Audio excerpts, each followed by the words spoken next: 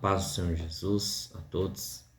Estamos aqui em mais um episódio da leitura diária. No dia de hoje estaremos lendo em Provérbios capítulo 2, versículo 6, que nos diz assim: Porque o Senhor dá sabedoria para os retos, é escudo para os que caminham na sinceridade. Essa leitura, ela nos remota para o cuidado do Senhor, para aqueles que nele confiam, para aqueles que nele esperam e aqueles que nele faz a sua vontade. Um pensamento do dia nos diz assim: quando ele falou a Abraão sobre as bênçãos da terra, da nação e da descendência, Deus ofereceu uma indicação do seu plano eterno para a nossa salvação. Muito antes de termos nascido, Deus estava providenciando nossa redenção. Como em outro momento, em um vídeo anterior, desde o Antigo Testamento, Deus projetou todo o andamento da história até a chegada de Jesus Cristo, para que pudesse cumprir-se as Escrituras. Ele viria para resgatar a humanidade do pecado. Através de sua vida, através de seu sacrifício, teríamos acesso pleno a Deus. E é interessante esse versículo de Provérbios porque, como diz a primeira parte, porque o Senhor dá sabedoria para os retos. O que seria reto? O reto aqui é aquele que procura ser justo, procura ser honesto, que não utiliza de meios para ultrapassar o outro ilegalmente, pisar sobre os próximos, aquele que tenta seguir de modo correto, sem magoar a nenhum outro, seja seu parente, seu amigo, seu irmão da igreja. Ele tenta chegar, aumentar, se desenvolver sem magoar a ninguém. Ele tenta chegar através dos seus próprios, vamos dizer, dos seus modos de legal, né? Modo legal seria uma palavra mais correta. Ele se desenvolver, a crescer, se projetar, mas sem ter que assim derrubar uma outra pessoa, como nós vemos no meio de trabalho, onde para subir um cargo se utiliza de maldizer a outra pessoa que está lá, que ela não está preparada, que ela não faz o seu trabalho corretamente. Isso é um modo de trapacear. Essa é a palavra que eu estava procurando. Sem trapacear a ninguém. Chegar de modo justo, pelo seu próprio trabalho, merecimento. Só que aqui entra um outro quesito, por isso que eu me compliquei em achar uma palavra. O merecimento, no modo humano, ele existe. Mas quando a gente traz a palavra de Deus, essa palavra ela não tem efeito. O merecimento aqui não existe, porque nenhum de nós merecemos. A gente foi comprado através da graça. Cristo trouxe a nós a graça. A graça, ela não se utiliza de merecimentos. Por isso que Jesus combateu muito os fariseus e os saduceus. Eles achavam que é através do merecimento que poderia ter acesso a Deus. Através de somente ler a liturgia da lei, ficar nas sinagogas, porém eles faziam incorretamente. Eles ajudavam os mais pobres, necessitados, seguindo a lei? Sim. Porém, eles tinham que se autodivulgar.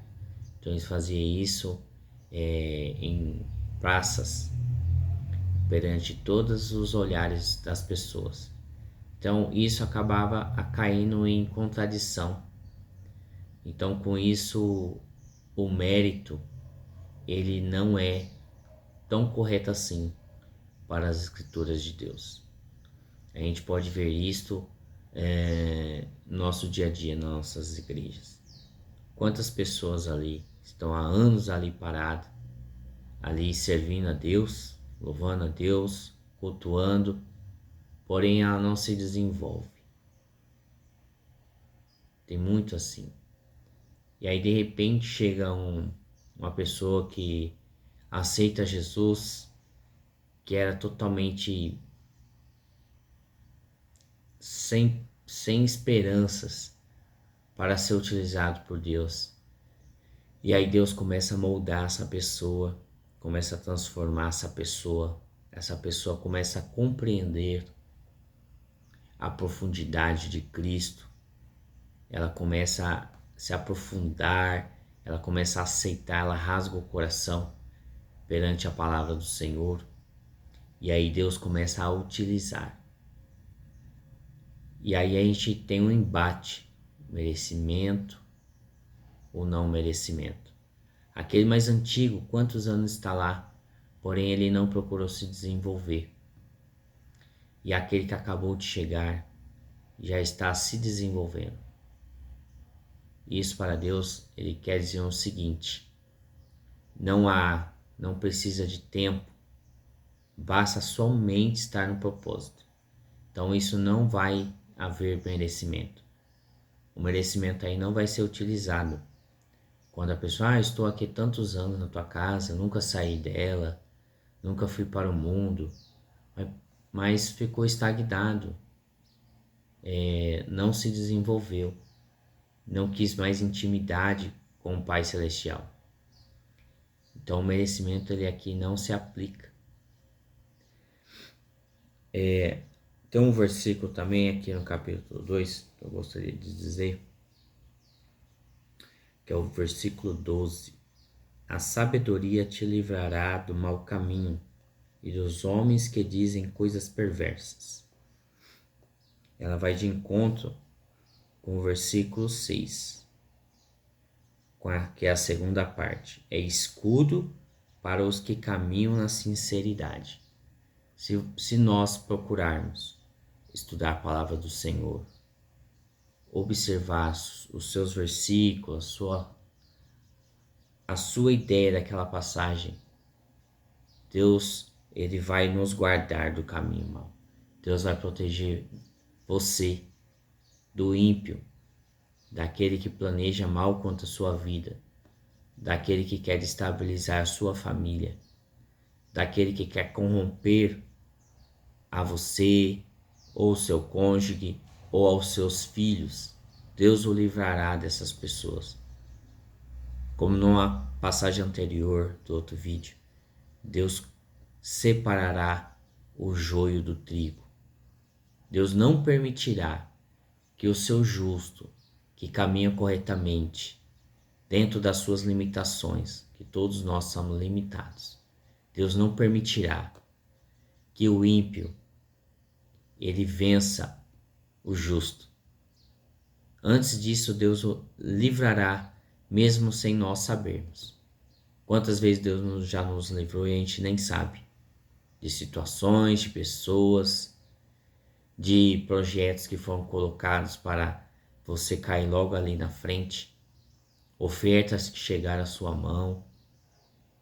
Somente Deus, através da nossa vida, em comunhão com o nosso foco em Cristo, meditando, orando, falando o que vem ao nosso coração, daquilo que a gente absorve da palavra de Deus, somente Deus vai poder fazer algo na nossa vida.